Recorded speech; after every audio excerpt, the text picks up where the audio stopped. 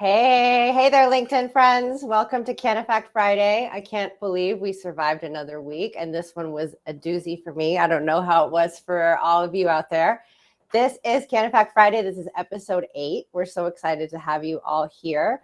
If you don't know what CANNAfact Friday is, this is a weekly live show.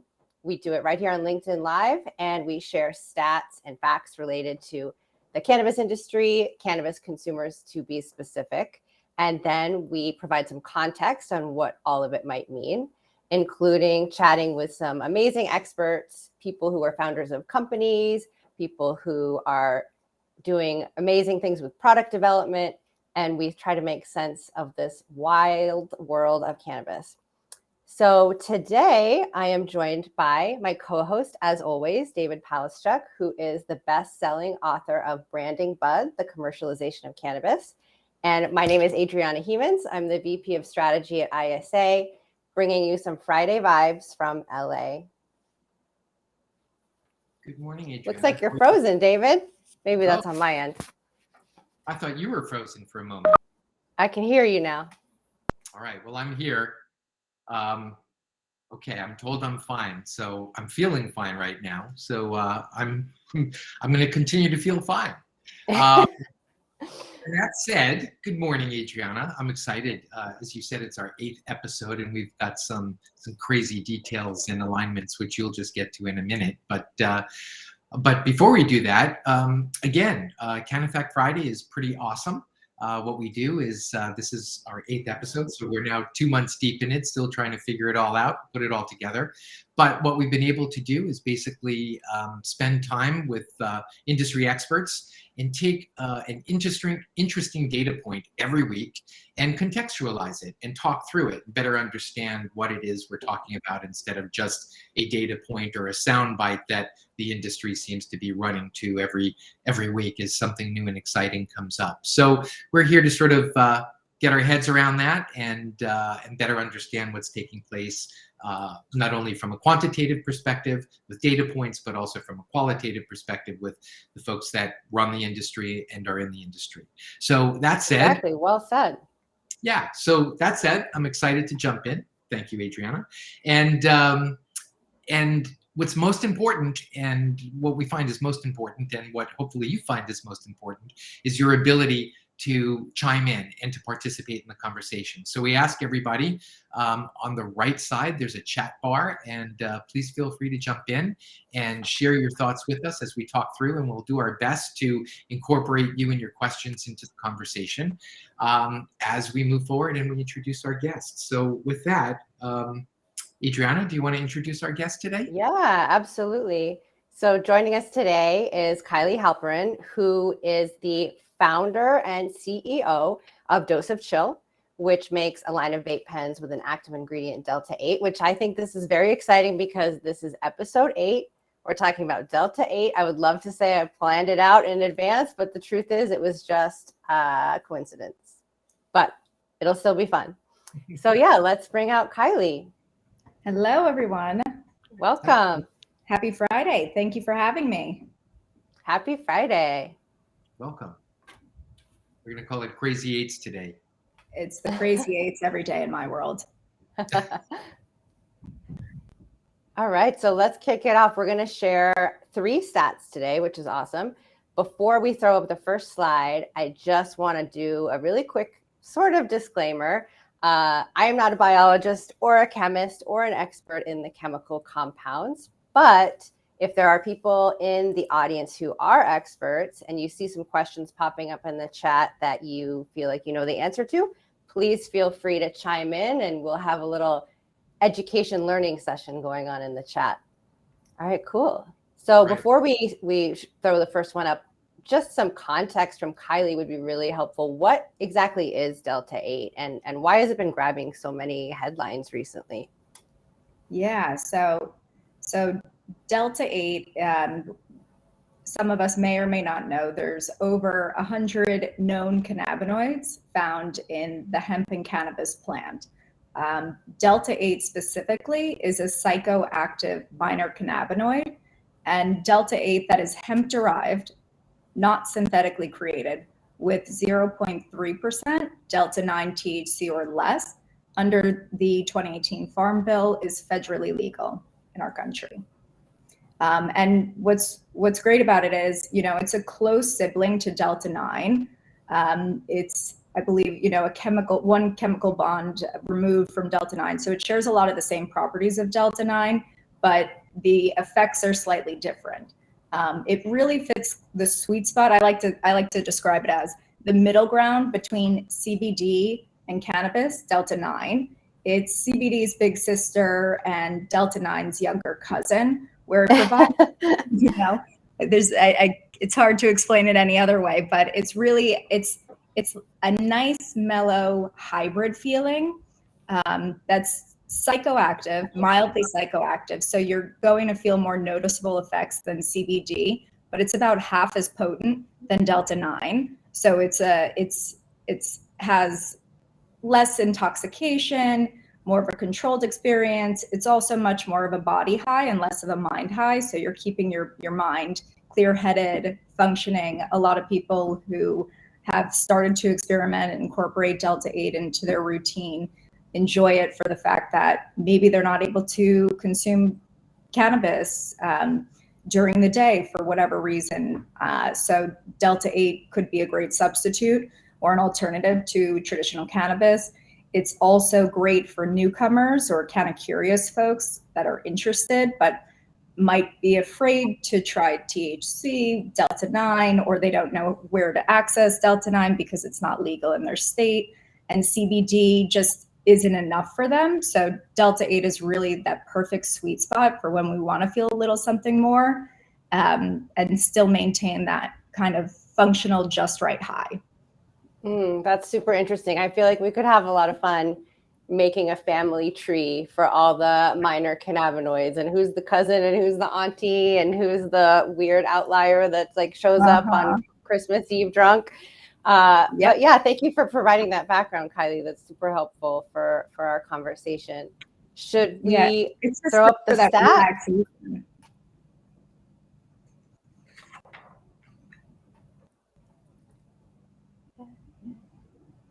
All right, let me intro this one for you. So we surveyed 387 cannabis consumers across the US. And what we wanted to find out is, have they ever consumed Delta 8? Would they? If they haven't, and if they have, would they try it again? And here are the results. So, and the part that really stood out to me is that 37% were unsure, which I think that part of it really tells the story too, right? They don't necessarily read the ingredients of what they're trying, or maybe they're trying something that is given to them at a party, maybe unwrapped, maybe unlabeled, right? So the 37% are unsure. 17% said that they have tried it and they would try it again. 5% said that they've tried it and they wouldn't try it again. And then 24% said that they have not, but they would like to try it. Interesting. What do you think about that? Any thoughts on these stats? Are these surprising to you, Kylie? Not super surprising, but I think two things stand out to me.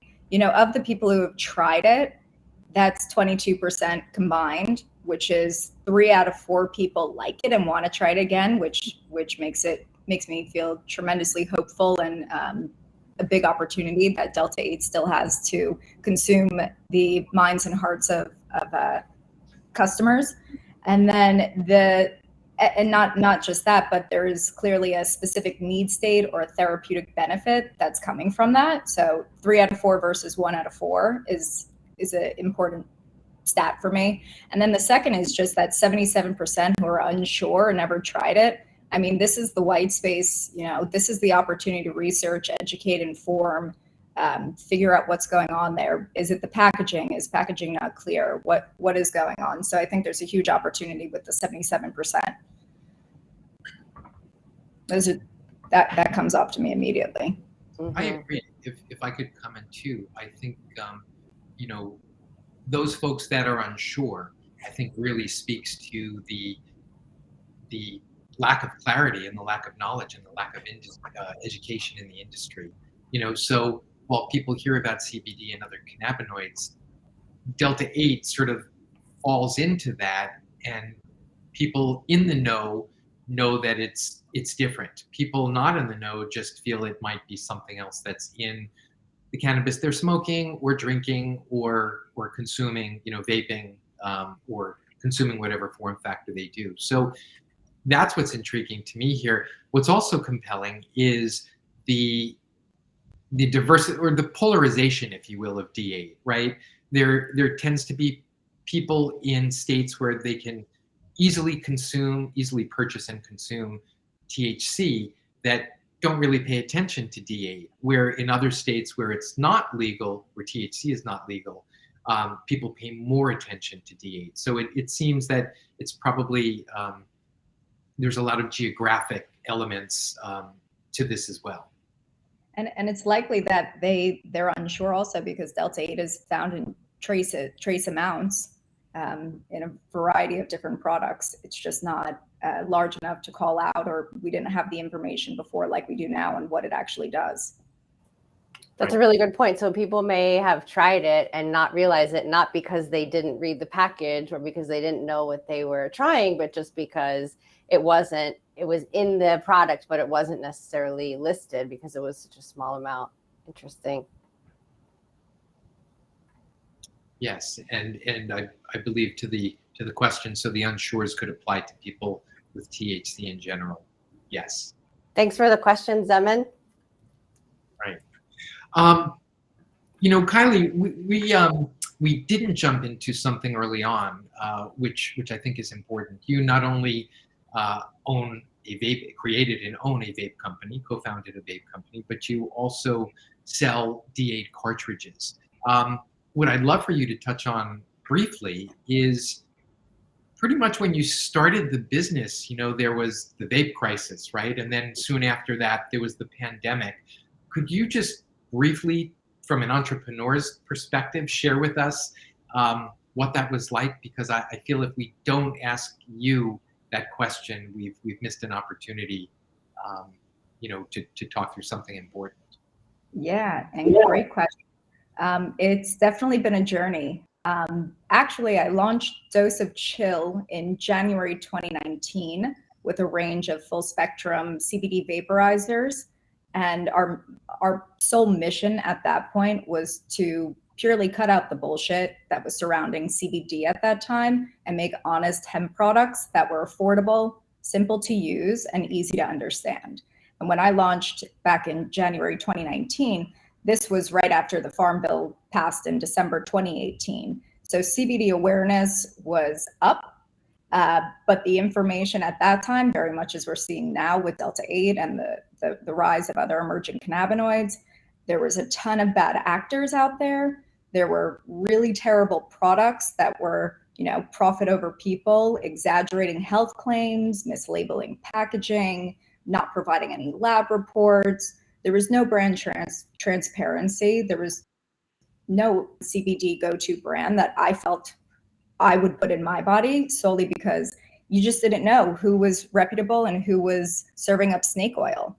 So trying to dissect the misinformation and provide it in a simple, easy to understand and easy to use, both education, but second, in the format, that was our driving passion around that point. So, looking at the category sales data, we know that in our category, in the mainstream market, that vapes are the #1 delivery format, followed by edibles. So when I'm looking at vapes, it's not just a matter of vapes. And yes, the vaping crisis did take a hit in the summer of 2019.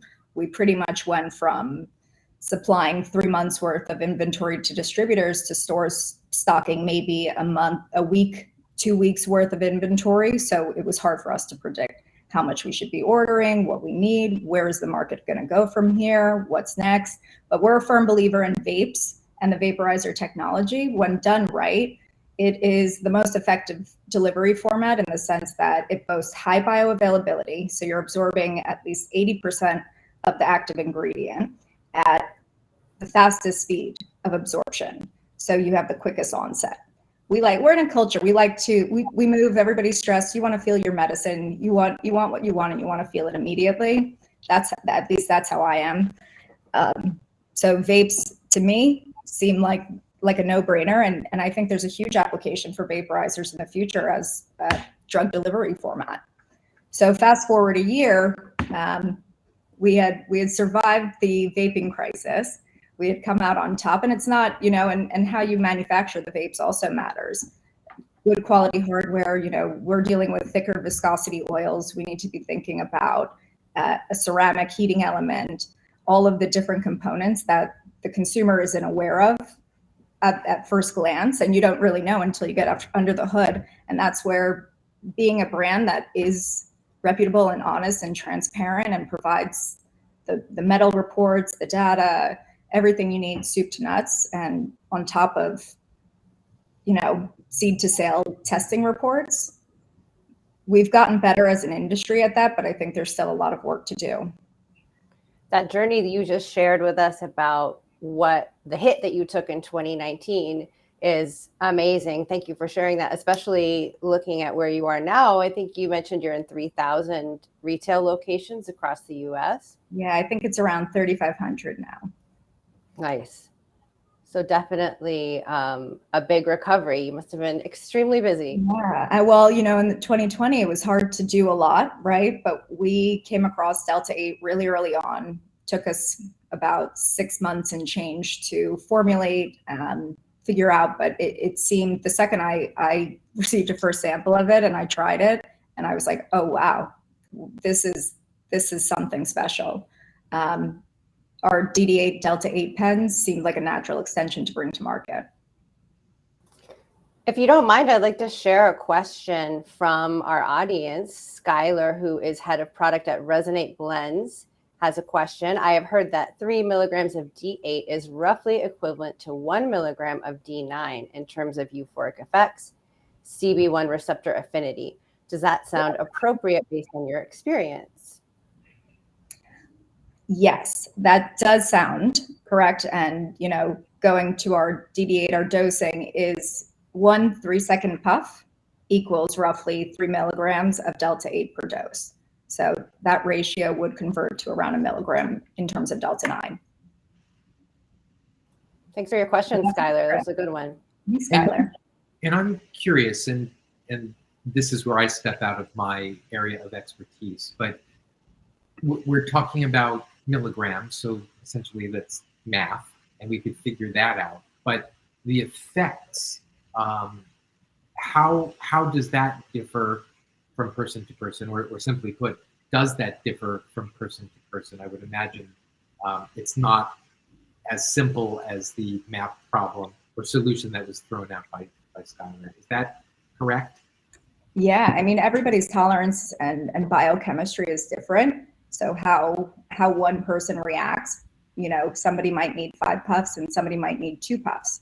It just depends on each person's chemistry. But we have seen, lower dosing of Delta 8 has more of those mellow, calming, uplifting effects, and energizing properties could be some of them, depending on the terpene profile structure that we reintroduced back into our formulas. But in higher doses, it has the opposite effect, where it is more on the relaxation properties. So one keeps you a bit more balanced, and higher doses could also be a bit more sleepy or relaxed, depending on your mood, we always say to go slow, start slow, like having a glass of wine, and see how your body feels. Start with 2 to 3 puffs, 3-second puffs, and just wait for the effects to settle in and go from there. Yeah, I think that's always good advice. Right. Yeah, you can always have more. Mm-hmm. Right. That's why I feel vaping is important in that sense, because there are doses, right? They're much more controlled. Therefore, you still might have to experiment, but you can experiment in a controlled way. Exactly. It's for me, the most important thing is controlled consumption. We've all been there where we've had an edible or something else and it wasn't working, so we had a little bit more, and then the next thing we know, we're knocked on our feet. Absolutely. Exactly. Which is great if you're looking for that. Maybe on right. That could be a fun time too.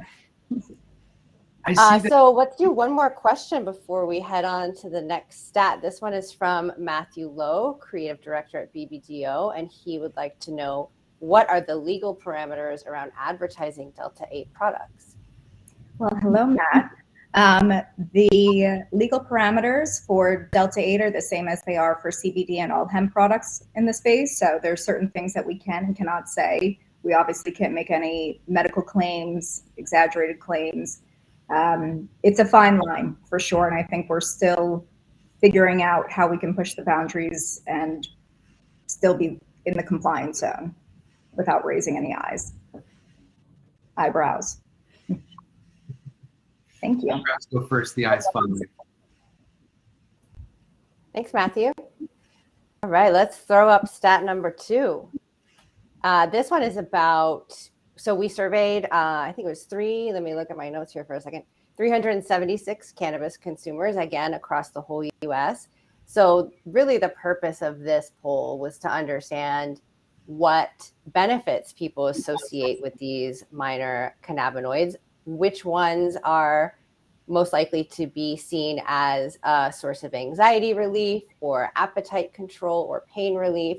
And what we did with this one is we prompted the consumers with the benefit, and then we asked them to associate a cannabinoid with that benefit. They had a whole list to choose from.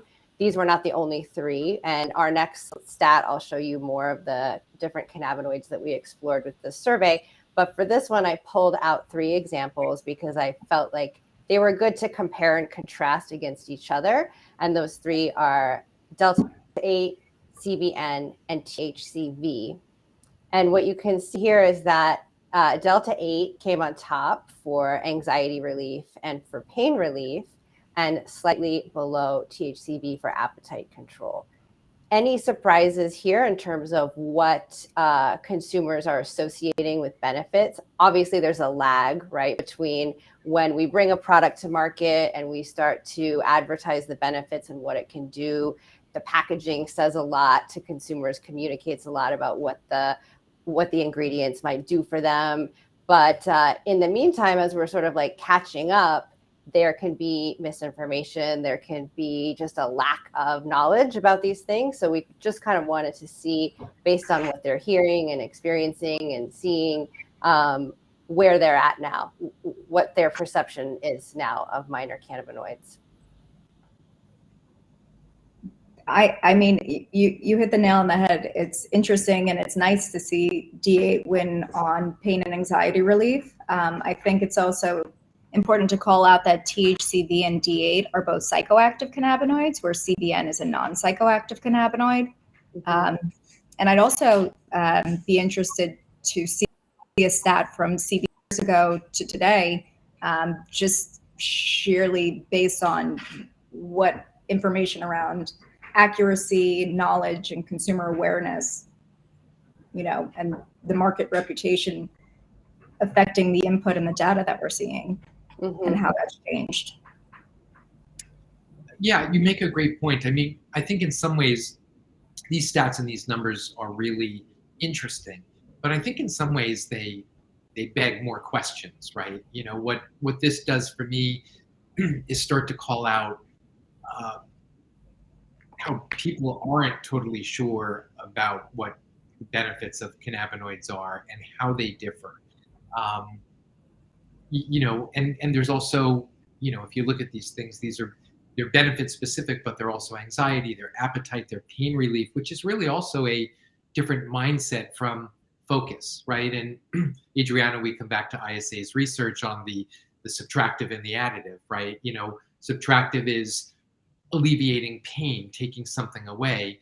Additive is inspirational and aspirational and just a very different thing.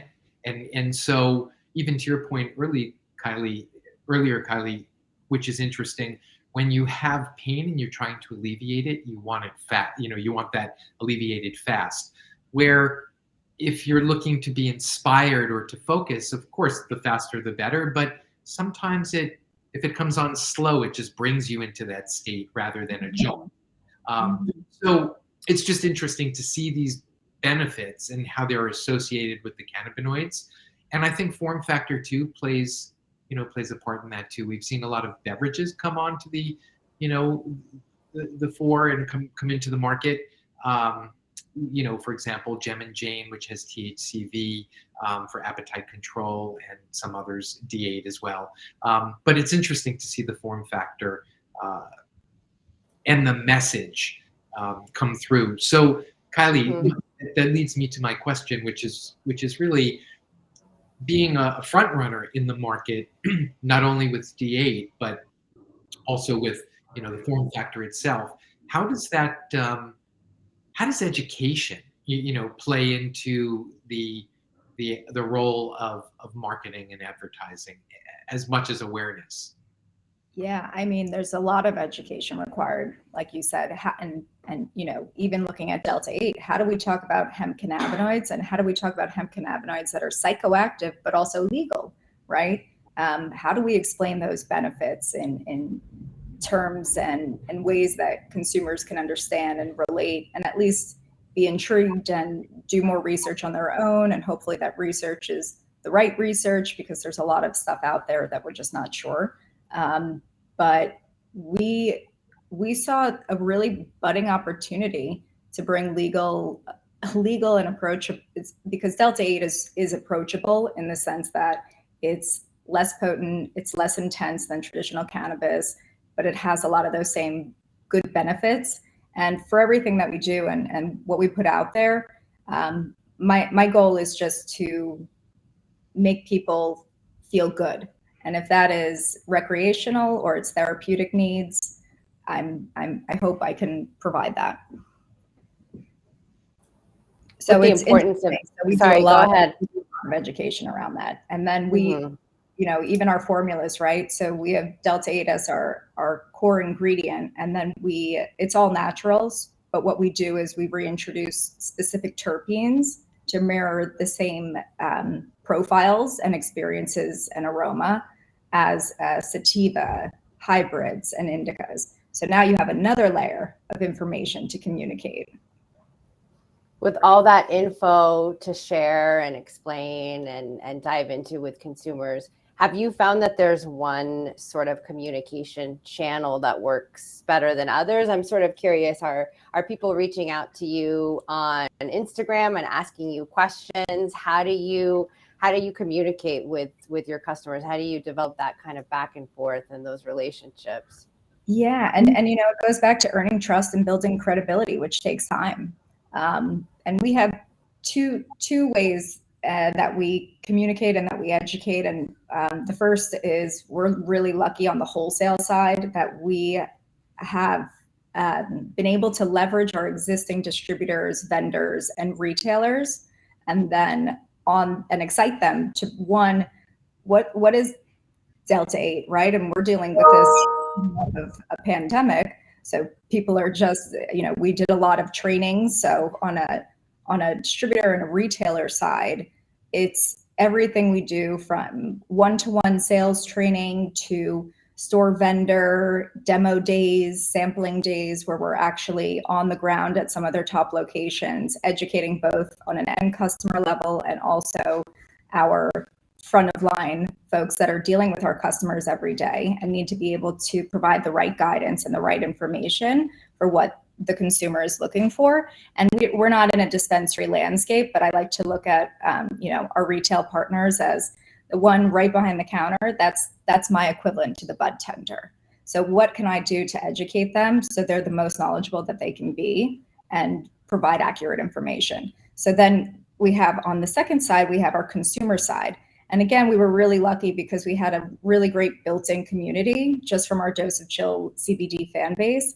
And that has only grown because retailers are then migrating to online. But a lot of the questions that and ways that we're communicating are through, questions are coming into us via email, social, and other channels. And then what we're doing to share information is a mix of fun and educational content, utilizing newsletters, our blogs, social. We've done pop-up store events, other events within the space in real life, so we can have both sampling where it's permitted and also give our customers a question an opportunity firsthand to ask the people behind the company the questions that they want to know. And I love hearing, and I get so many questions. What is D8? What are terpenes? Is it safe? What are the ingredients? And these are all great questions. What should I try? How do I dose? What's the hardware made of? And then once there's a positive experience, I feel so invested with my customer and my consumer. And that's really how I as a company, we learn and we grow and we optimize and we take feedback into consideration. I'm hearing our customers sharing their personal stories and their experiences with DD8. So they're telling me how and when and why they're using DD8 and where it fits into their lifestyle and their existing wellness routine. So, and if something that they don't like, that's feedback I take to the top immediately, and that's room for innovation to me.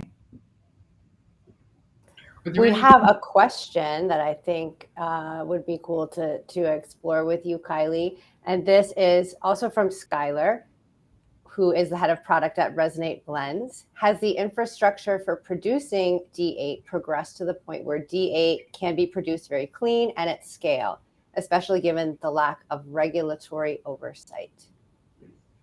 Yes, it can.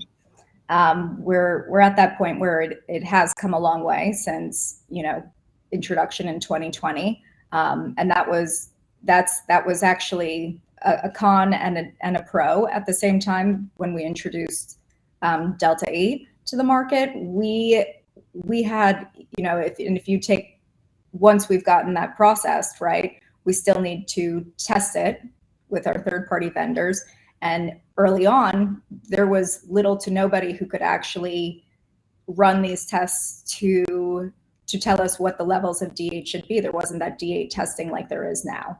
So, and that's the same thing, with other minor cannabinoids coming to market, that we're going to have those same challenges. That'll take some time to work through the kinks and identify the right laboratory and the right team and the right extraction and manufacturers that can produce D8 and other cannabinoids in a safe and legally compliant way.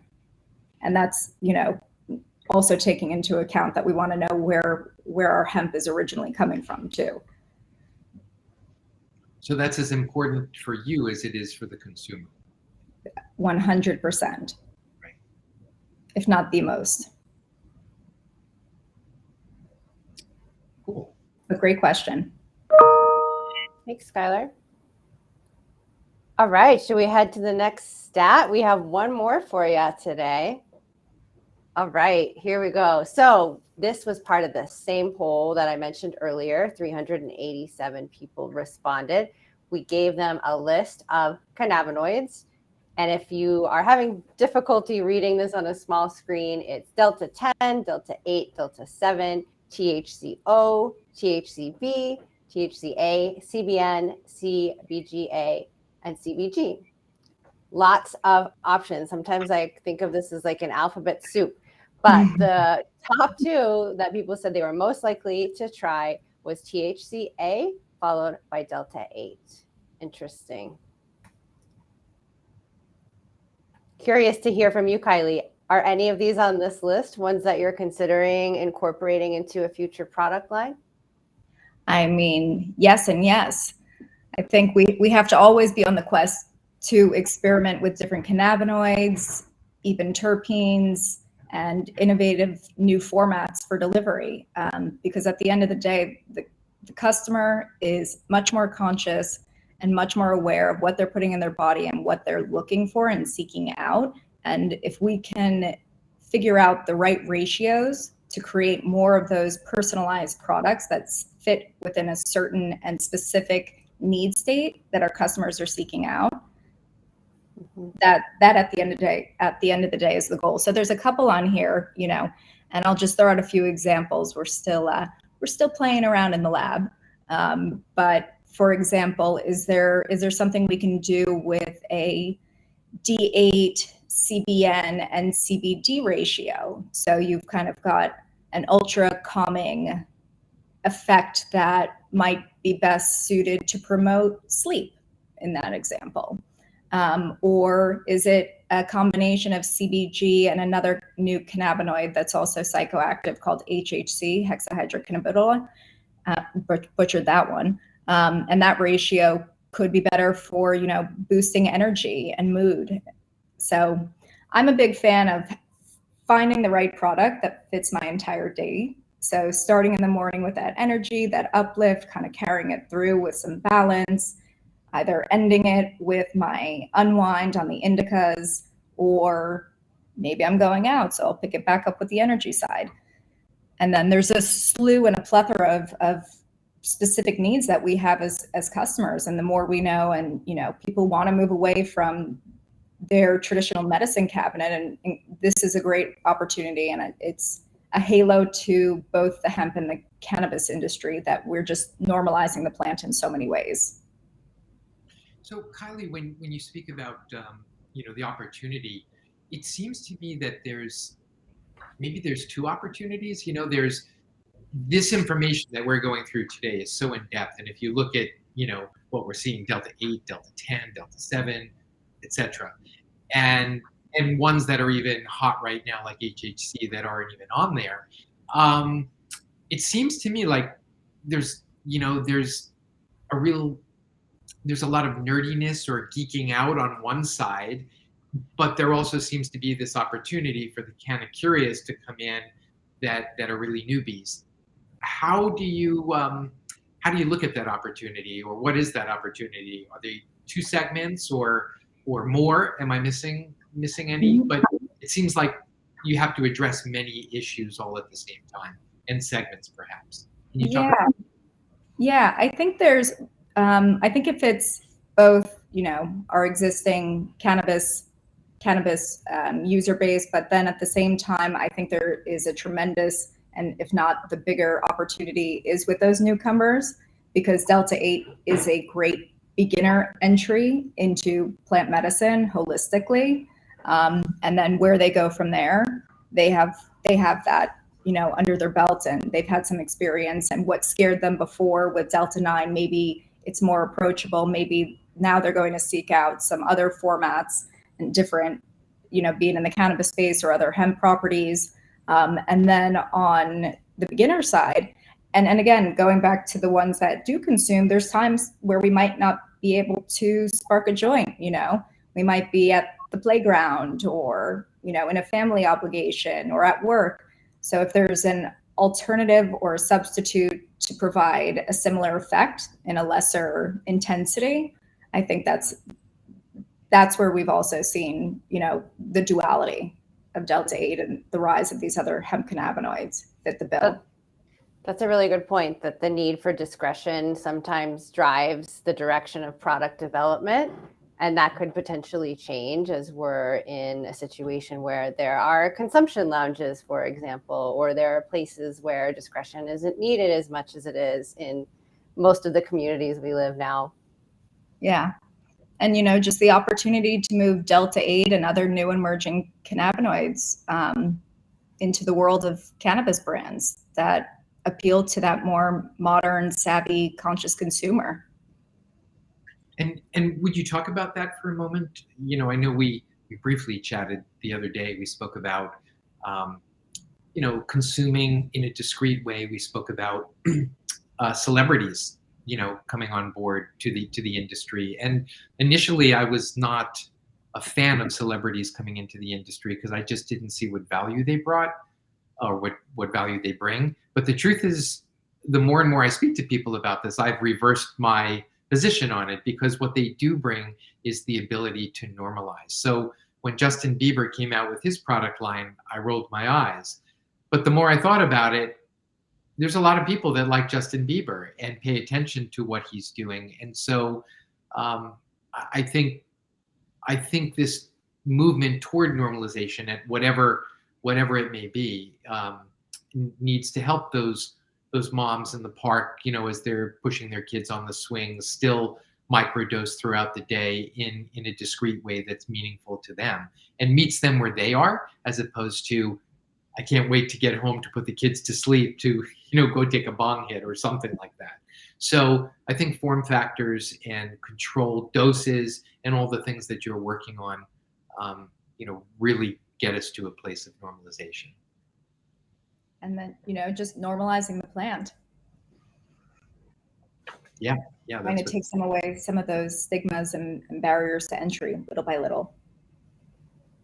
You spoke earlier, just quickly, if I could ask, you spoke about, your customers reaching out to you and telling you both positive and negative things about your products. Are there any things that have stood out to you, or that you can share with us anecdotally that said, wow, this is something I didn't think about or I need to consider?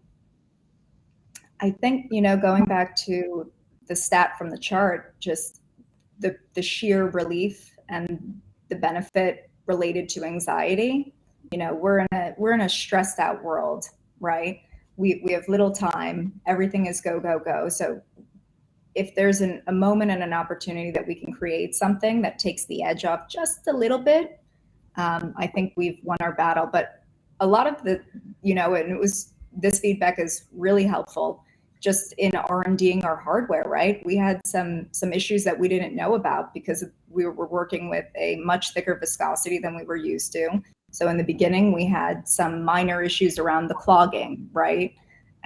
We don't have a preheat button in our device. So we had to go back and, make hardware tweaks, which took a little bit of time. And our customers who were waiting patiently for those optimizations, I thank them for their feedback so we could work through that and not giving up hope in us. Mm-hmm. Yeah, that customer feedback loop, super important. Oh, we have a comment from Leah Zorn. Here for discretion on the playground. You heard it here, Leah. If you are on the playground and somebody comments on what you're consuming, just tell them, hey, it's good enough for Justin Bieber. It's good enough for me. That's right. What's interesting too is what we could talk about this just briefly here.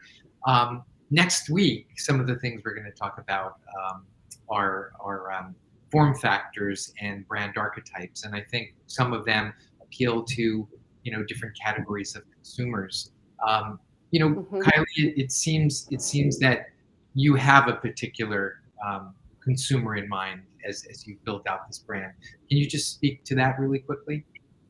Yeah, that consumer to me is really, like I said before, the newer intro. Maybe they've had some experience with CBD. Maybe they're curious about cannabis, or they've had it in the past or at a different stage in their life when it was given to them at a party, and God knows what happened from there. So they have this fear, or they've consumed traditional cannabis once, and maybe they had some anxiety or the paranoia, some of the more negative effects. But Delta 8 is just super approachable. You kind of can't go wrong. It doesn't, and I'm speaking from my personal opinion, I have not been able to get too high to the point where I can't function or I'm out of control.